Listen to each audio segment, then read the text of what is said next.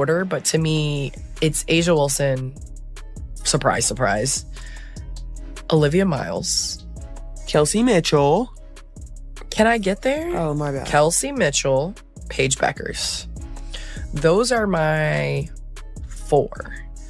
I think you could swap, but I think Olivia Miles gets the edge just... I want you to go back and watch that specific moment carefully, because it's absolutely wild when you really break it down. Aja Boston literally interrupted Candace Parker mid-sentence, which is a big deal in itself, just to make absolutely sure that Kelsey Mitchell gets her name prominently mentioned in the ongoing MVP conversation. Lingering from last year, it took her a second to find her groove. It also took this Indiana Fever team to find their groove. They looked really bad at the beginning of the season. They are finally figuring it out. But midway through and since then, and especially the last 6-7 games for Caitlin Clark, she has been on fire. She won Player of the Week. She recorded another triple-double. She is currently 3rd in the league in scoring, and she is 1st. She leads the league in assists per game. She has been great. So a lot of fans are saying, like, why isn't she in this conversation? And also, why isn't her teammate Aaliyah Boston bringing her up to be in this conversation? But if you pay close attention to the clip, you have to notice exactly who is missing from that prestigious list. She rattles off A'ja Wilson, Olivia Miles, Kelsey Mitchell, and Paige Beckers' 4 distinct, incredible names. Olivia Miles should definitely be in that conversation, even as a rookie, and especially with how good the Lynx are. Like, Olivia Miles deserves to be in that conversation. Kelsey Mitchell also deserves to be in that conversation, and I would say Caitlin Clark also deserves to be in that conversation. But I think that's where the argument maybe comes in. It's like, you were really quick to say Kelsey Mitchell, why couldn't you say Caitlin on top of that? Now, again, you guys, anything surrounding the Indiana Fever, it's always going to be heightened. There's always going to be a spotlight on it. There's fans saying that, see, this is why And yet, the one name that is just conspicuously, undeniably absent from that entire rundown is the superstar teammate sitting right next to Aaliyah Boston every single game, Caitlin Clark. Now, you have to understand, this isn't just some casual, off-the-cuff podcast conversation happening in a vacuum. them in assists per game. Olivia Miles is leading in rebounds per game, steals per game, blocks per game, and also free throw percentage. Kelsey Mitchell is leading in field goal percentage, 3-point percentage. She's shooting 50% from the field and 44.5% from 3. Like, Kelsey has been so extremely efficient.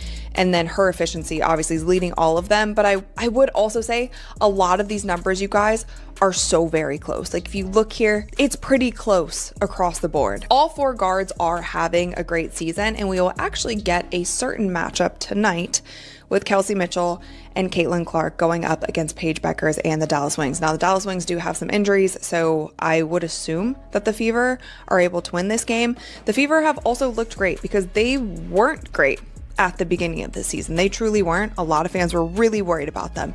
It feels like they're finding their groove and they're scoring out of their minds. They've broken the record now for most 100-point games in a season. And again, season isn't even close to being over yet. They're finding their groove, at least on offense. I feel like the defense is slow. This is the official post-game podcast with cameras rolling and everyone watching, making that specific omission stand out so much more. Here's exactly what makes this entire situation so particularly interesting and, honestly, a little bit baffling when you look at the facts. Fills in the gaps, including Aaliyah Boston, who is also shooting really well from the 3-point line. It's like people fill in the gaps, people cut. Again, Aaliyah will kind of float to the free throw line.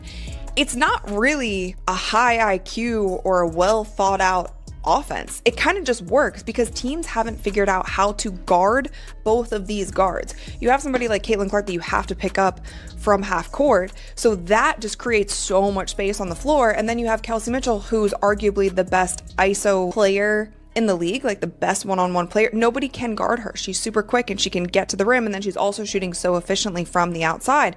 So it's one of those things when they play teams, it's like, are you going to let Caitlin and Kelsey beat you and shut down the rest of the team? So essentially play them straight up. Don't crash in too much on the help side. Make sure that you're covering those who are literally just standing around. Like, most of the Fever players just stand around and fill the gaps. They're not doing anything crazy, you guys. They're really not. So do you guard? If you look at the stats right now, Caitlin Clark is currently sitting 3rd in the entire league in scoring, while absolutely dominating as the #1 player in the entire WNBA in assists per game. She didn't just have a good week, she literally just won Player of the Week honors and casually recorded yet another jaw-dropping triple-double to add to her growing resume. thought that it was disrespectful. It made them sick to their stomach to see their coach being booed by their own fan base. I do think that it's ironic that she's getting booed now because they're actually winning now and they're actually looking good now. And a lot of this was in response to what she had to say after Dejanay fouled Sophie, and she said that she didn't see it in real time and whatever. I don't want to dwell on that because I don't want to lengthen the lifespan of how long that story is in the news, because it has just been, it's just been chaos.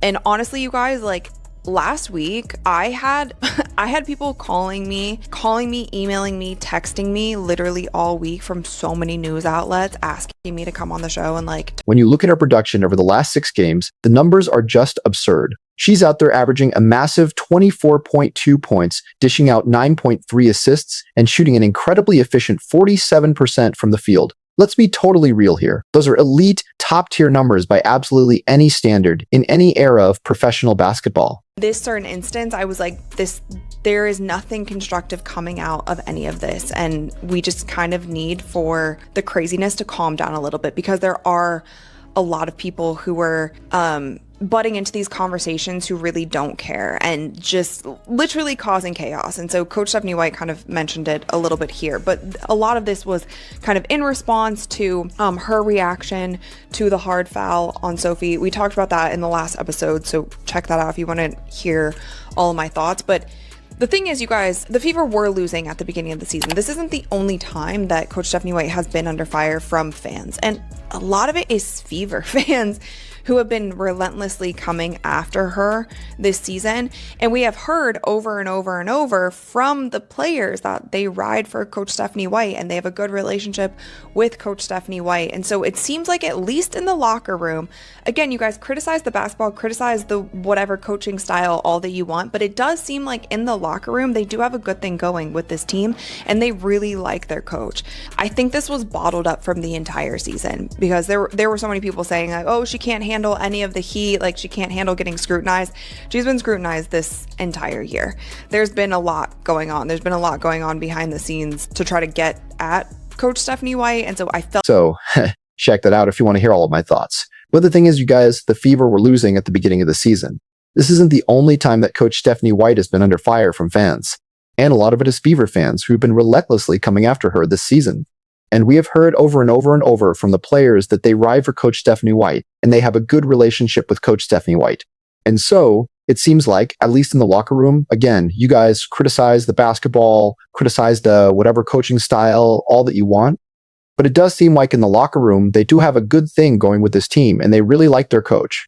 I think this was bottled up from the entire season because there were so many people saying like, oh, she can't handle any of the heat. Like she can't handle getting scrutinized. She's been scrutinized this entire year.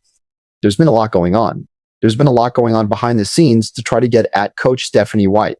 And so I felt like this was just, so put yourself in that situation. When your own teammate is out on the court putting up those kinds of historically great numbers, literally leading the entire league in assists, and you're sitting on a microphone naming 4 different MVP candidates without even mentioning her name once, that is inevitably going to create a massive conversation. I mean, there were mixed opinions on it. Some thought that it was too much and why is she getting mad at us, while others were like, yes, finally, like we like that you're standing up for yourself and for your team. So again, you guys, we're not in the locker room. We can only go by what the players and coaching staff and everyone is telling us. And from what they've been telling us, like they all have Coach Stephanie White's back. And this is a big year for them because they are contenders this year. They should be contenders. With the roster that they have, they should make a run in the playoffs. Will they be able to do that? Will the Fever organization be so relentless that if they don't make a run in the playoffs, if they don't, honestly, I think they might need to make it to the finals for it to be a successful season. And trust me, it absolutely did. Almost immediately, Aaliyah Boston started trending across social media. Passionate fans completely flooded the comment sections everywhere, demanding to know exactly why Caitlin was so blatantly excluded from the discussion. Some fans even went a step further. Next year, because you see how the contracts are laid out with Kelsey on a supermax, with Aaliyah on a max or supermax. Like there really isn't that much space for Caitlin to also get a supermax, which she could be eligible for And yeah, it's just one of those things. It's like this team will probably not look the same next year just because of how the contract structures are. Like, it would be hard to run it back. This is Caitlin Clark's third season. They have the personnel to be good enough to make a run. Like, we even saw the Aces win last year when this is not the best Aces squad that we had seen, and they won a chip last year. You get what I'm saying? So the Fever have every chance to do that. So what? Aggressively questioning whether there's some deep-seated tension or drama brewing in the Fever locker room that the public just isn't seeing.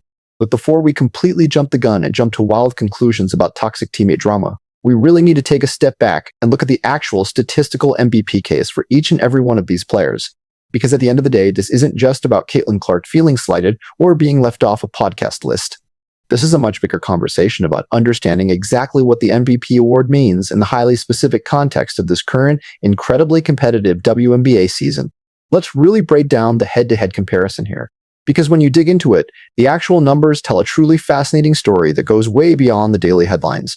When you take the time to line up Kelsey Mitchell, Paige Buchers, Olivia Miles, and Caitlin Clark side by side on paper, you instantly start to see exactly why the specific MVP conversation has become so incredibly complicated and divisive among analysts. Right now, Kelsey Mitchell is straight up leading all 4 of those elite guards in points per game. And the craziest part is that she's doing it with absolutely ridiculous, mind-boggling offensive efficiency. We're talking about a player who's currently shooting 50% from the field and an astronomical 44.5% from three-point range. I mean, those are literal video game numbers that you create on a custom player. When you combine that massive volume of scoring with that level of terrifying efficiency, you have a rock-solid, undeniable argument for serious MVP consideration. On the flip side, you have Caitlin Clark, who leads the entire league in assists per game by a very significant margin, that elite playmaking ability, that unbelievable court vision to perfectly thread the needle through tight defenses. That's exactly what separates the truly elite, franchise-altering point guards from the players who are just great, pure scorers.